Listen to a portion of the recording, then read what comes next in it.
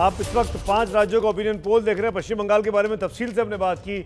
असम आपको लिए चलते हैं, असम में भी वोटिंग होनी है आज, उसके लिए भी कल मतदान जो है प्रचार जो है वो थम जाएगा। प्रतिमा मिश्रा हमारे साथ इस वक्त जुड़ रही है जोरहाट से। प्रतिमा, आपसे पूछना चाहूँगा, सब रिपोर्टर्स का अपना अपना आकलन चल रहा है, अपना अपना सर्वे चल रहा है, आपने क्या पाया, असम में क्या है?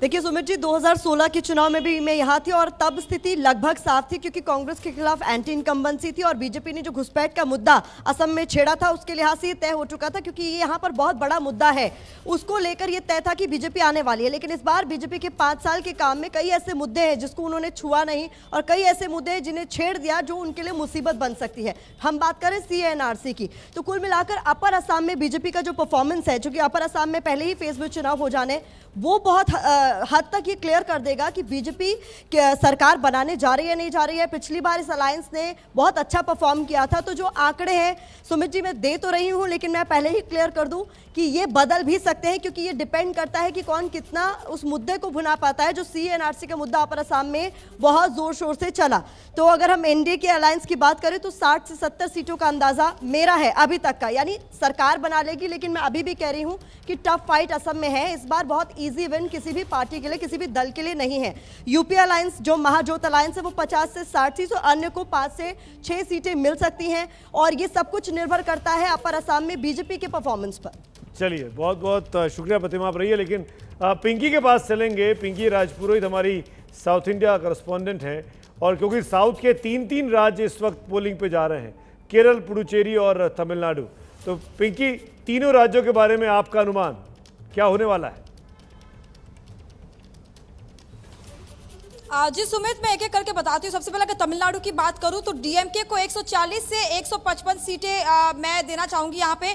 और जहाँ तक MNM यानी कमल हासन की पार्टी है 0 से 3, और AMMK जो कि टीटीवी दिनकरन की पार्टी है उसे 0 to 3, और AIADMK को 60 to 73। यानी साफ तौर पर तमिलनाडु में डीएमके कहीं ना कहीं सरकार बनाती दिखाई दे रही है। इसमें आपको ये भी बता दें कि पहली बार ऐसा इलेक्शन हो रहा है जहां पर 2 बड़े स्टॉलवर्ट नहीं है, करुणानिधि और जयललिता दोनों ही नहीं है। ऐसे में करुणानिधि ने पहले ही स्टैलिन को बहुत ज़्यादा प्रिपेयर कर लिया था, उन्हें बहुत पहले से काफ़ी एक्टिव रखा। लेकिन दूसरी ओर जो जयललिता की एक छवि थी, वो EPS कहीं ना कहीं आगे ले जाने में उतने कामयाब नजर नहीं आ रहे, और शायद यही कारण है कि 10 साल तक लगातार, क्योंकि AIADMK सरकार में रही, तो एंटी इनकम्बेंसी नहीं दिख रहा है। लेकिन ये जरूर है कि स्टैलिन जो है अब कहीं ना कहीं लोगों में जो एक बदलाव जरूर दिखाई दे रहा है। तो ये तमिलनाडु की बात हुई। अब आपको केरल की बात बताते हैं। केरल में जो है LDF को 73 से 83, UDF यानी कांग्रेस को 45 से 55 और बीजेपी को 0 से 2 सीट्स। यहाँ पर पहली बार सुमित, केरला में हर 5 साल में सरकार बदलती रही है, लेकिन पहली बार ये ट्रेंड जो है कहीं ना कहीं बदलता दिखाई देगा। LDF जो है वो रिकॉर्ड कहीं ना कहीं तोड़ने के नजदीक पहुंचती दिखाई दे रही है। सबरीमला इश्यू जो कि सबसे ज्यादा नुकसानदेह रहा था LDF के लिए, अगर हम 2019 की बात करें, वहां पर भी अब LDF ने U-टर्न ले लिया है और सीधे तौर पर यह कहा है कि श्रद्धालुओं के साथ है। तो कहीं ना कहीं तमाम जो साइक्लोन्स और कोविड के वक्त जो काम किया था LDF सरकार ने, उसका फायदा पुदुचेरी की अगर बात करें तो यहाँ पर एनडीए को 16 से 18 और यूपीए को 12 से 14 सीटें। यहाँ पर साफ तौर पर जिस तरह से नारायण स्वामी साइक्लोन के वक्त जो है लोगों की मदद नहीं पहुंचाने, और आपको याद होगा हाल ही में राहुल गांधी से भी उन्होंने झूठ बोला था कि मदद पहुंची थी। तो कहीं ना कहीं कई ऐसे मुद्दे जिसको लेकर लोगों में नाराजगी है। LG वर्सेस CM का इश्यू भी जो है कहीं ना कहीं लोगों के दिलों में आपके पास 3 राज्य थे और आपने तीनों का आकलन दिया है।